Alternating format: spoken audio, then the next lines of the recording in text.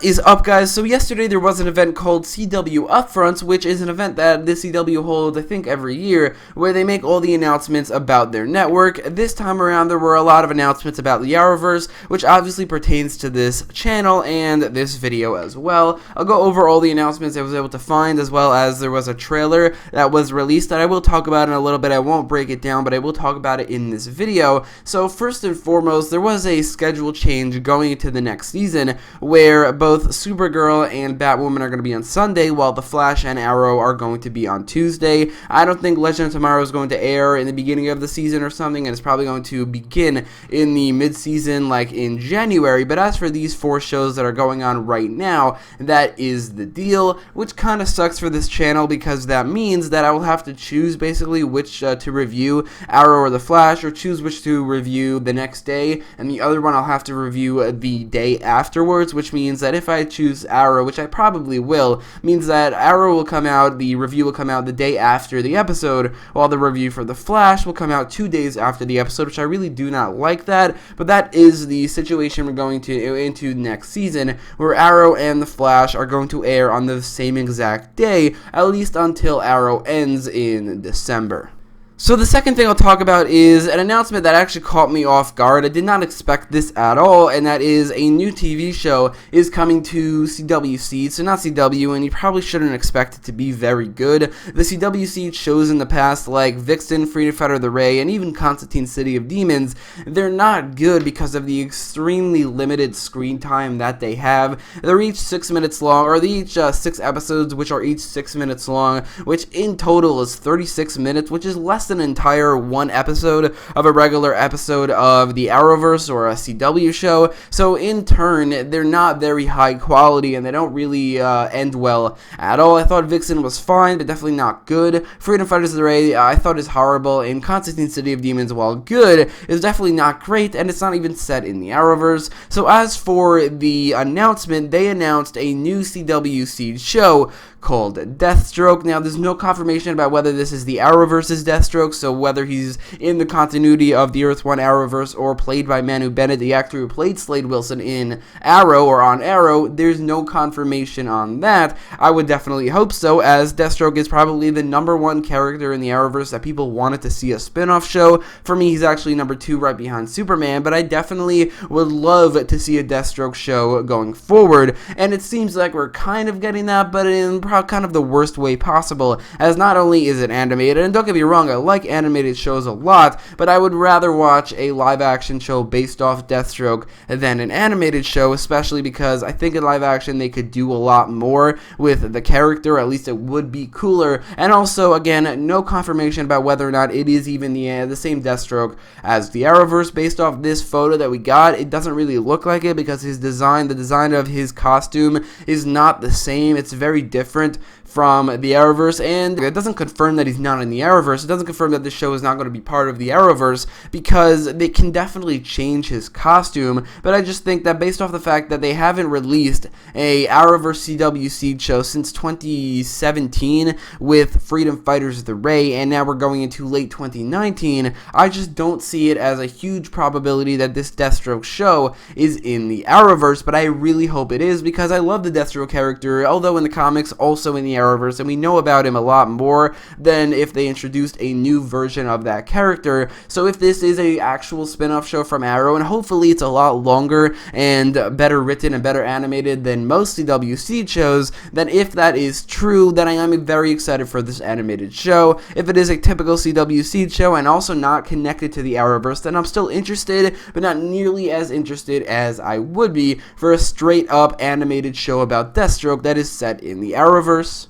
Another thing that was announced at CW Upfronts is a lot of details, or just really one big detail about Crisis on Infinite Earths, and that it is going to be between the shows Arrow, The Flash, Supergirl, Legends of Tomorrow, and Batwoman. It is going to be 5 hours long. It's going to be not really 5 hours because there's a lot of commercials in those 5 hours, but I think in terms of screen time, in terms of how long it's really going to be, if you don't watch the commercials, or if you skip the commercials, or I mean just with the show actually, It's like 3.5 hours long, which is insane. That is a half an hour longer than Endgame, and this is basically the Arrow versus Endgame, so that is I think it's enough screen time for this. It's a lot of screen time, and it's going to be split up between 5 different airings of these shows. Again, the shows Arrow, The Flash, Supergirl, Legends of Tomorrow, and Batwoman. Now, the way this works, because like I said earlier, Legends of Tomorrow will not be airing at all in 2019, and in spite of that, we'll have an episode in Crisis on Infinite Earths, is apparently, I think it's going to be 3 episodes in 2019, and then 2 in 2020, where the first 3 episodes of the crossover air in December 2019, and then we'll have to wait probably like over a month to watch the next 2 episodes, which will come out early 2020 in the mid-season premieres, which is, I'm guessing, means that the first 3 episodes will probably be Arrow, The Flash, and maybe Supergirl, while the mid-season premiere episodes will be Legends of Tomorrow and Batwoman. All I know is that it has to be the fact that that Arrow is a part of the mid-season finales episodes of Crisis on Infinite Earths, while Legends of Tomorrow has to be a part of the mid-season premieres, because Arrow is not going to have any episodes in 2020, while Legends of Tomorrow will not have any episodes in 2019. This is very different than they've ever done before, but it makes sense because they have a very bloated schedule on the CW with all their shows, and it seems like they can't air Legends of Tomorrow until the next year, and all 5 hours have to be made up, and it's a lot of hours, and they've never done this before. The most they've ever done is 4 with Crisis on Earth X, and with these 5 hours, they're kind of making up for the only 3 hours of Elseworlds, and I think this is definitely a good thing, what they're doing here. I just am not looking forward to the wait between the first 3 episodes and the second or the last 2 episodes of Crisis on Infinite Earths. I am not looking forward to that wait at all.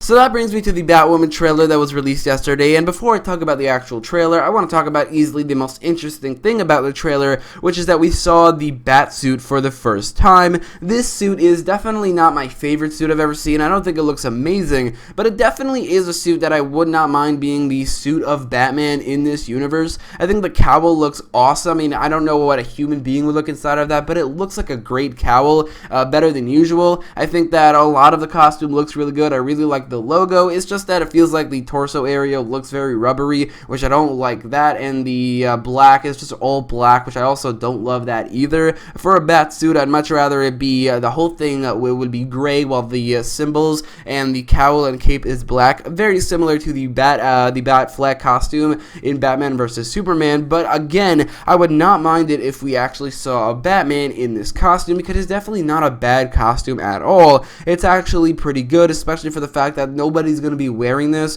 at least anytime soon. It's definitely not a bad costume at all. It's definitely a costume, again, that I would have loved to see. I mean, I would so love to see somebody, an actor who plays Bruce Wayne, in this costume standing next to Green Arrow and The Flash and Superman, the rest of the Justice League. I really want to see that. I want to see that so badly in this universe, and this costume is definitely one that I think would pull that off pretty well, and that is definitely the most interesting part about this trailer, which is not saying a lot, because the rest of the trailer is, it's pretty bland.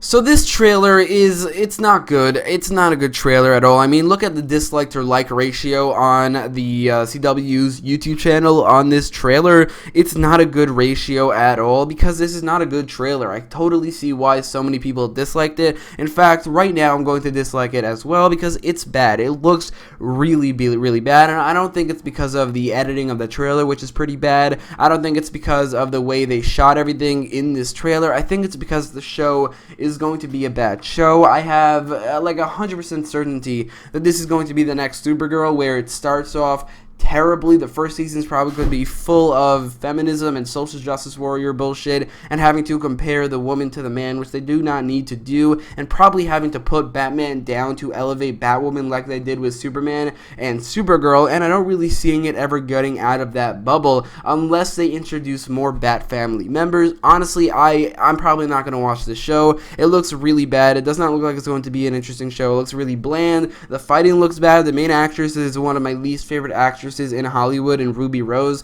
It doesn't look like a good show in the slightest, and as such, I'm probably not going to watch it.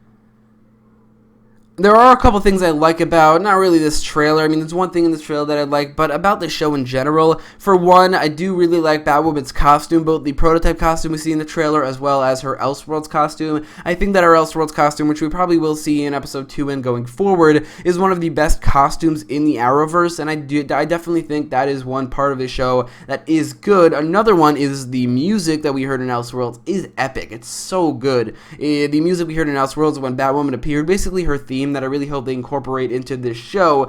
It's definitely some awesome hype music, but other than those things, there's nothing good in this show. It doesn't look like it's going to be good at all. Honestly, again, I'm probably not going to watch it, and the only reason I would watch it, the only reason I would watch any given episode of this show is if they use any more interesting members of the Bat family. Like the ones they're using are Batwoman and Batwing, which the Batwing is the son of Lucius Fox, the one we see in the Wayne Tower in this trailer. Other than those two characters, they're not using any Bat family characters. That's what it seems, and those are the two least interesting Bat family members. If they bring in Robin or Nightwing or Batgirl or even Alfred or obviously Batman, I would watch that episode, and I would definitely be interested in watching that show, or this show, if they incorporate those characters, but they're not using those characters. And then while they explain why Batman is not around, they didn't explain why the rest of the Bat family is not around, unless if they just don't exist.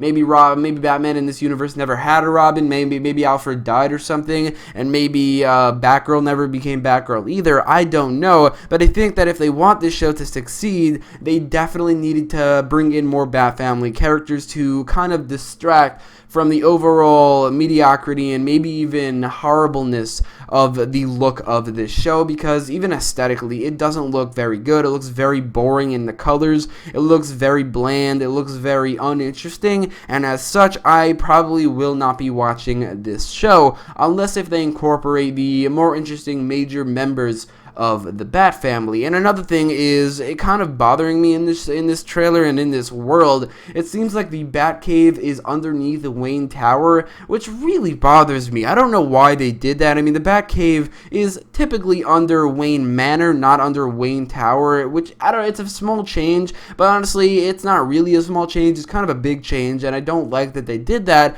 unless if Batman actually has two Batcaves, one under Wayne Tower and one under Wayne Manor, which I wouldn't mind that at all, but for now, it doesn't seem like he does, and that's honestly one of the biggest things in this trailer that bothers me, other than, everything else.